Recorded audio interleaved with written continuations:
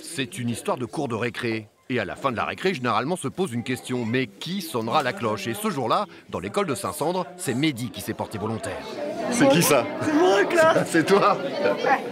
Mehdi fait partie de l'unité des enfants souffrant de troubles autistiques de l'IME du Breuil. Et cette année, avec Benjamin, Éléora et Gabriel, alors qu'ils allaient comme souvent à la bibliothèque de l'école, ils se sont fait de nouveaux copains. On a fait comme si c'était des nouvelles personnes dans l'école et puis on leur a dit qui on était, comment on faisait et puis voilà. On leur a expliqué comment on travaillait aussi.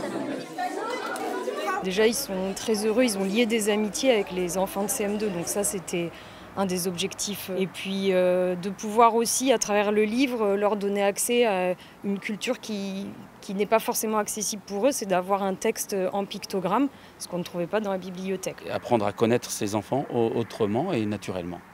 C'était l'objectif à la fois de la production d'écrits, de la réflexion autour de qu'est-ce que la différence.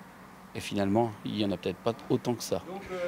Pour Olivier Lebleu, écrivain, l'idée de raconter cette histoire avec un livre bilingue s'est imposée naturellement. Car ce livre, c'est ensemble qu'ils l'ont écrit et ensemble qu'ils vont le lire. Les pictogrammes, Sonia, présidente de l'ADAPI, s'en sert au quotidien avec sa fille. Ça me sert pour lui faire son emploi du temps parce qu'elle a du mal à se repérer dans l'espace et dans le temps. Pour les actes du quotidien, le déshabillage, c'est l'heure de manger. Tout ça, ce sont des supports de communication. Cette histoire, c'est en fait créer des passerelles, créer des ponts et se rendre compte qu'en fait, les enfants ne sont pas si différents.